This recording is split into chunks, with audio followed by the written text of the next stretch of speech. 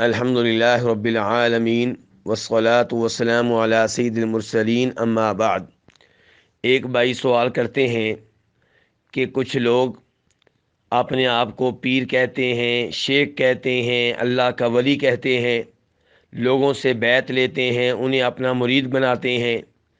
اور ان سے یہ مطالبہ کرتے ہیں کہ ہماری بغیر کسی شرط کے اطاعت کرو اور بات مانو۔ ہم نے جو کہہ دیا وہ حرف آخر ہے،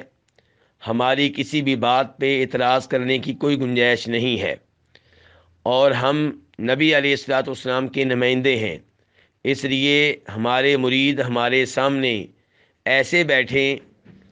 جیسے کہ وہ اللہ کے رسول علیہ الصلوۃ والسلام کے سامنے بیٹھے ہوئے ہیں، ہماری بات ایسے مانیں جیسے وہ نبی علیہ الصلوۃ والسلام کی بات مان رہے ہیں۔ اور کچھ لوگ یہ جملہ استعمال کرتے ہیں کہ مرید کو اپنے شیخ کے سامنے، اپنے پیر کے سامنے ایسے ہی ہونا چاہیے جیسے مردہ غسل دینے والے کے سامنے ہوتا ہے۔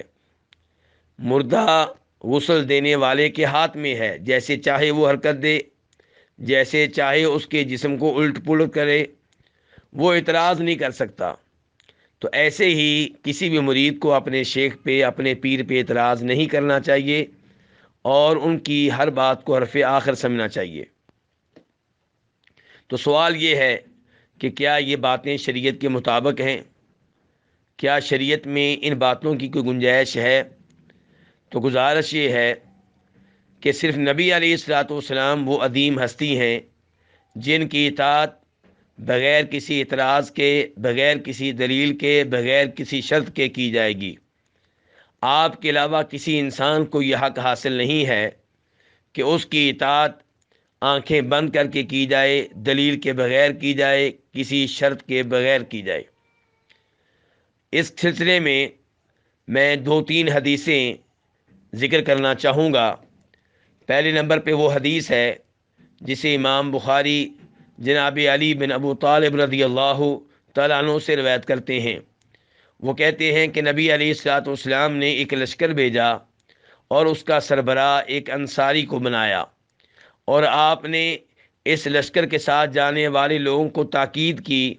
کہ وہ اپنے امیر کی، اپنے سربراہ کی اطاعت کریں اور اس کی ہر بات مانیں۔ کسی معاملے میں اس امیر صاحب کی ان لوگوں سے ناراضگی پیدا ہو گئی، یہ ان پہ ناراض ہو گئے، تو انہوں نے ان سے سوال کیا، کیا تم سے نبی علیہ الصلوۃ والسلام نے یہ نہیں کہا تھا کہ تم لوگوں نے میری اطاعت کرنی ہے، میری ہر بات ماننی ہے؟ وہ کہنے لگے بالکل آپ نے کہا تھا۔ تو یہ امیر صاحب کہنے لگے کہ پھر تم یوں کرو کہ لکڑیاں جمع کرو۔ ان لوگوں نے لکڑیاں جمع کی، پھر امیر صاحب نے آرڈر دیا کہ آگ جلاؤ، ان لوگوں نے آگ جلائی، تو یہ کہنے لگے کہ اس آگ میں کود جاؤ، اس آگ میں داخل ہو جاؤ۔ کچھ لوگوں نے اس آگ میں داخل ہونا چاہا، یہ سوچ کر کہ نبی علیہ الصلوۃ والسلام نے ہمیں حکم دیا تھا کہ اپنے امیر کی بات ماننی ہے، اور کچھ لوگوں نے کہا کہ ہم اس آگ میں داخل نہیں ہوں گے کیونکہ ہم نے نبی علیہ الصلوۃ والسلام کا کلمہ اسی لیے پڑھا ہے، آپ کا دین اسی لیے قبول کیا ہے تاکہ ہم آگ سے بچ سکیں۔ معاملہ ایسے ہی رہا حتیٰ کہ آگ بجھ گئی اور امیر صاحب کا غصہ بھی ٹھنڈا ہو گیا۔ پھر یہ بات نبی علیہ الصلوۃ والسلام تک پہنچی تو آپ نے ان لوگوں سے کہا کہ اگر تم اپنے اس سربراہ کی بات مان کر آگ میں داخل ہو جاتے تو قیامت تک اسی آگ میں جلتے رہتے، کبھی بھی اس آگ سے نکل نہ پاتے۔ جس کی بھی اطاعت کی جائے گی اس کی اطاعت ان امور میں کی جائے گی جو شریعت کے خلاف نہ ہوں۔ یہ نبی علیہ الصلوۃ والسلام نے اصول دیا۔ اس حدیث کو امام بخاری بھی روایت کرتے ہیں، امام مسلم بھی اور امام احمد بھی۔ اس سے اندازہ لگایا جا سکتا ہے کہ کوئی بھی انسان ایسا نہیں ہے نبی صلی اللہ علیہ وسلم کے علاوہ جس کی اطاعت آنکھیں بند کر کے کی جائے، جس کی ہر بات کو قبول کیا جائے۔ آج والد صاحب ہوں، مولوی صاحب ہوں، امام صاحب ہوں، پیر صاحب ہوں، ان کی وہی باتیں مانی جائیں گی جو شریعت کے خلاف نہیں ہوں گی، اور ان کی ہر وہ بات جو شریعت کے خلاف ہوگی اسے رد کرنا واجب ہے، اور اسے نہ ماننا ضروری ہے۔ جو مانے گا وہ اللہ کے رسول علیہ الصلاۃ والسلام کے احکام کی خلاف ورزی کرے گا، وہ اپنے پیر اور اپنے ولی اور اپنے عالم دین کی بات کو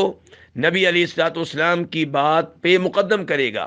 جبکہ اللہ تعالیٰ فرماتے ہیں قرآن حکیم میں کہ یا ایھا الذین آمنوا لا تقدموا بین یدی اللہ ورسولہ واتقوا اللہ، اے ایمان والو اللہ کے رسول سے آگے نہ بڑھو اور اللہ سے ڈر جاؤ۔ اور کبھی اللہ تعالیٰ کہتے ہیں یا ایھا الذین آمنوا لا ترفعوا اصواتکم فوق صوت النبی، اے ایمان والو اپنی آواز کو نبی کی آواز سے بلند نہ کرو۔ تو اپنے پیر کی بات کو وہاں پہ مان لینا جہاں پہ وہ بات قرآن و حدیث کے خلاف ہو، پیر کی بات کو اللہ کے رسول کی بات پہ فوقیت دینا ہے، اس سے بلند کرنا ہے، اور قرآن اس سے روک رہا ہے۔ اللہ رب العزت قرآن حکیم ارشاد فرماتے ہیں سورہ توبہ میں آیت نمبر 31 میں، اہل کتاب کا تذکرہ کرتے ہوئے، عیسائیوں کا تذکرہ کرتے ہوئے کہ اتخذوا احبارهم ورهبانهم اربابا من دون اللہ والمسیح ابن مریم، کہ ان لوگوں نے اپنے عالموں کو اور اپنے درویشوں کو اللہ کے سوا رب بنا لیا،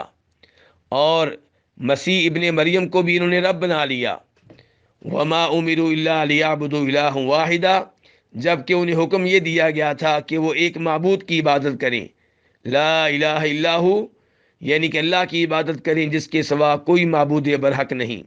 سبحانہ عما یشرکون، اللہ تعالیٰ اس شرک سے پاک ہے جس کا وہ ارتکاب کر رہے ہیں۔ جب عدی